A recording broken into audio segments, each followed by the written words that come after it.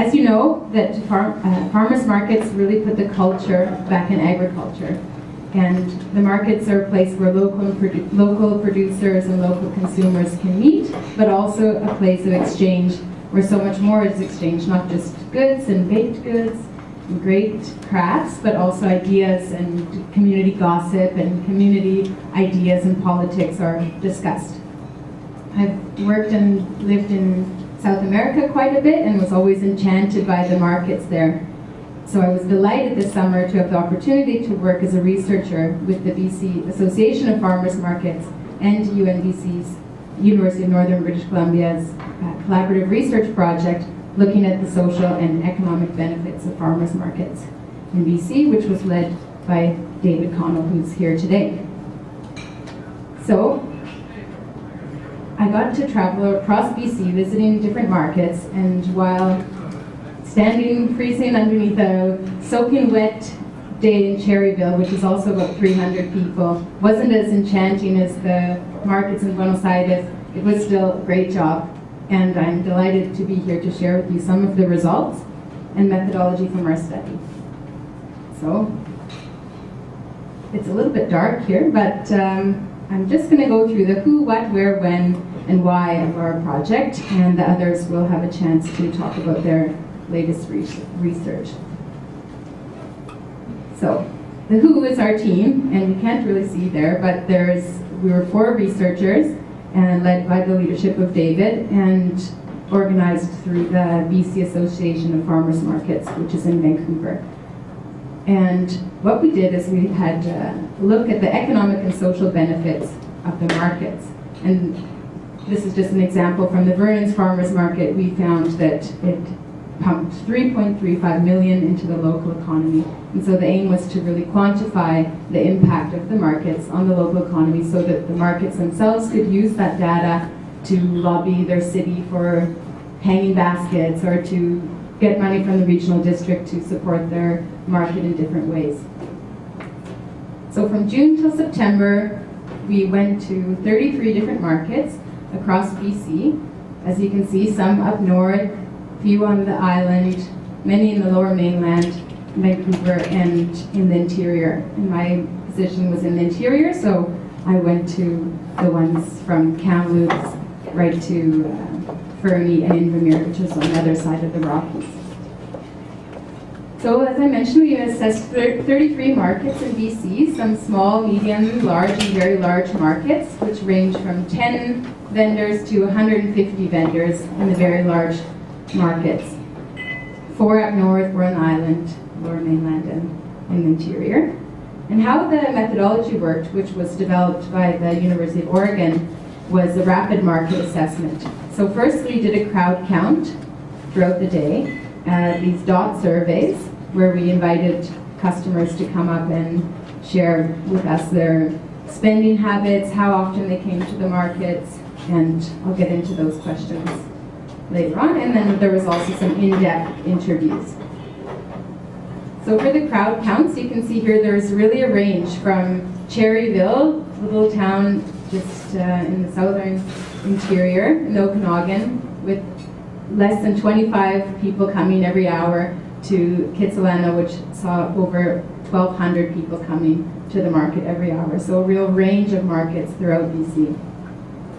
Then there was the best part of the survey, which was doing the dots. And I don't know how many of you are researchers, but sometimes it's hard to get people to do your surveys. And we had people lining up, oh, hey, you want to do the dots? And can I do the dots? So it was a lot of fun, or a methodology that's great to get a lot of people to participate in a short amount of time. As you can see, each market had different things to take into consideration. If there was dogs, leashes getting caught, or wheelchairs, or kids that wanted to help out, you could always find that the dots lower down were from the kids. We asked 4 standard questions at each market, which are the following. How much are you going to spend today at the market? How often do you come here? If you're going to do any additional shopping in the area, how much might you spend? And when did you start coming to this market? And that way it could give us a comparison across the province of what sort of habits people had. And there was a 5th question, which the markets themselves developed, and I'll get to that. So how much have we spent today? We found that the average spending provincially was $28.81, and that's up from $18.18 in 2006. So I forgot to mention that the same study was conducted through the same collaboration between UNBC and the BC Association of Farmers Markets in 2006. So we were revisiting the same questions. So that was the average for spending results. And across BC, again, quite a range. From Trout Lake in Vancouver, people were spending on average more than $40, and in Port Coquitlam in Surrey, less than $20. So a real range as well. The question about frequency of visits, we wanted to see how often people came to the market, if it was their first time or if they were coming regularly. So as you can see here, also a range, 20% first-time visitors to almost above 30% that were coming regularly, which is almost half that are coming more than twice or 3 times a month. And additional spending, which was important to see that people are not just coming to the market and then going straight home. People often go to the market, as most of you probably know, as part of your Saturday or Sunday or during the week, and also doing additional shopping in the area. Due to the difference of location of markets, we didn't compare the markets provincially, but we did find that on average there was $22.78 spent additionally. So the market question, some markets wanted to know what draws you most to this market, and more often than not it was local, fresh, sometimes organic food, or simply just supporting local producers that drew people most to the market. Some markets wanted to know about their advertising, how people found out about the market, and that this particular one in Kamloops, from Sun Peaks, which is a ski resort that's open all summer, they found that most people just passed by and saw the market. They didn't come specifically for the market, so that was helpful for them. Then there was in-depth interviews. As you can see, I had a terrible summer doing interviews with people in the sunshine, talking about food and why they love the market. Usually we did about 10 in-depth interviews at each market. So on a whole, there was over 300 people interviewed, and when we asked people, do you think that the market provides access to good quality fresh food, feel welcoming for all people, builds trusting relationships between vendors and producers, most people answered yes, out of strongly agree, most were quite high. The last was a place to meet new friends. Not that many, that was the lowest, but most people found that it was a place to meet friends they don't see elsewhere. The people that we interviewed had a variety of age range, and depending on the location of the market, and also a variety of annual household income. And this was quite interesting, the important factors when buying food. We asked people how important are the following factors, and the brand name and the packaging or the ease of preparation was quite low, whereas the nutritional content or the being grown or produced in BC was quite high. But as you can see, there's a variety of factors that are important. And if you have any questions afterwards in more detail, I'm free to talk to you about that. I just want to give you a little overview of our study. The central finding was that the markets have an impact of $170.5 million on the BC economy every year, which is up from $112 million in 2006, so quite substantial. These were my 3 favorite things at markets. One was a performance artist, dog massage, and barber. So that really the why is, now you know who we were, what we did, and how we did it with the methodology, what we found, and really the why behind it was to reflect the similarities and the impact on the local economy, but also to focus on the differences and what makes each market unique. So as I said when I began, farmers markets, I think, put the culture back in agriculture and contribute significantly to local economies and to the local food system. Apparently, Johnny Cash once said that you can tell a lot about a town from its library. And I think that the same is true for farmers markets, that you can tell a lot about your town from what's at the farmers market, who's at the farmers market, what's for sale. And it's really about the stories that we tell ourselves about our towns and about our markets that make each place unique and important in the local economy. So lots of great pictures and lots of great stories about how unique each market was and how the research went.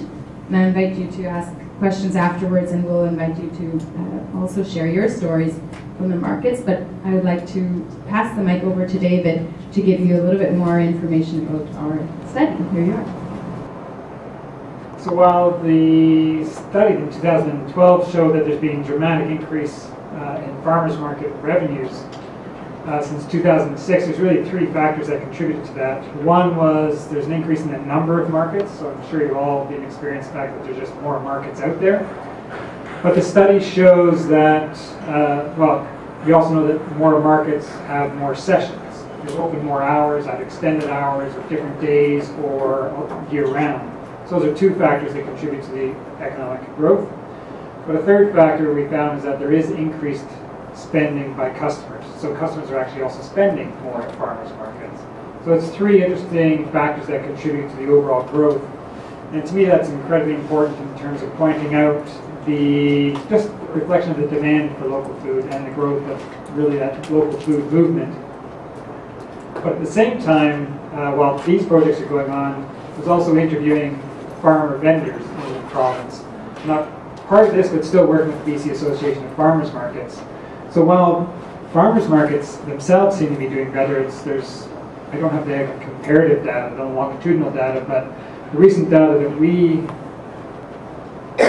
have is we interviewed 151 farmer vendors. And this is a summary of fruit vendors, vegetable vendors, fruit and vegetable combined, and meat.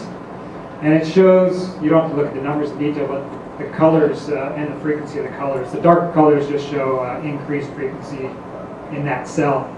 But half of the farmer vendors make less than $20,000 at the most, up to 5 acres. So we're still talking small scale, partial. It's a contributing factor to household incomes. So certainly there's tremendous growth, but it may not be individual farmers or individual vendors that are benefiting. So there's some interesting studies there, but it still shows that as farmers market grows, it's still probably for a particular type of farmer, still a small scale farmer. So more information behind that slide shows here that we asked them how much of their income is from the farmers market. So again, half of them, I should put back up. The ones who are making more money, you can see some are over 200,000, some are over 100,000. Those tend to be potentially some of the fruit vendors from southern interior traveling to the Vancouver market. So they're traveling 800, 600 kilometers perhaps to sell at markets through the mountains, over the mountains, downhill. A long drive and a significant effort. But it tends to be the larger scale, and I would say the fruit in particular who are making that money. There's definitely some who are making more money, but most are not. Sorry, just to clarify, and are they participating in multiple markets? Yes and all, yes. Next slide, please. Shows that most of those vendors are making most of that income, or their farm income, from the market. So not only is there, for most of them it's not a lot of income, but for most of them it's still their primary source of income for farm sales. There's still, households will still have income as well. So do you have to pay to be in these markets? All of them? We do have the data, didn't analyze, but there's always some fees involved, table fees. So here's the next question. This 4 should be 4 plus, 4 or more markets. So you can see the darker colors show that still the more frequent responses. So there's most farmers are selling at 1 or 2 markets, but to make the larger amounts of money, there's you can see the skewed line there. You're generally selling at more markets. There's one vegetable primary producer vendor that sells at 12 markets in the Vancouver area. Large 12 children as well in the family. But there's certainly a correlation here. If you want to make more money, you're not necessarily making more at a farmers market, so you're selling at more farmers markets themselves. And just puts it into perspective, they are using other channels, but farm gate sales is still a dominant one, so a lot of it's still direct marketing. So in the midst of that, what it shows, the 12 results of Jenica shows that, and our my experience anyways, is that farmers markets as an industry, direct marketing industry, is growing. It's beyond the introduction stage. It seems it's not maturing, definitely growing, so it's in that growth stage. So it's following that typical industry cycle, I find. And what happens in that mix is, well, what happens to the farmers, what happens to the farmers markets. Among farmers markets, there's actually more rivalry. So there's more competition for customers, more competition for vendors. So they're actually competing head to head with each other. So more competitors as well in terms of farm direct sales is expanding. So there's more alternatives. And there's more customers, but those customers are becoming more sophisticated. The more demanding they have, higher expectations. And if not higher expectations, they have standardized expectations. They're coming with expectations, perhaps, or stronger expectations, which sets up a different dynamic in terms of trying to meet their needs. So the outcome of that, from farmers market's perspective, amidst all the growth, amidst all the wonderful news that's out there, it's actually becoming more difficult for farmers markets to be successful. So one of the standard responses is increasing standardization, but increased focus on marketing and how it presents itself and who it is. And what you do see is, this is one of the most popular concepts right now on farmers markets, is this idea of authenticity and how to be authentic and what does it mean to be a farmer's market. So it raises questions then about what is the core business of a market itself.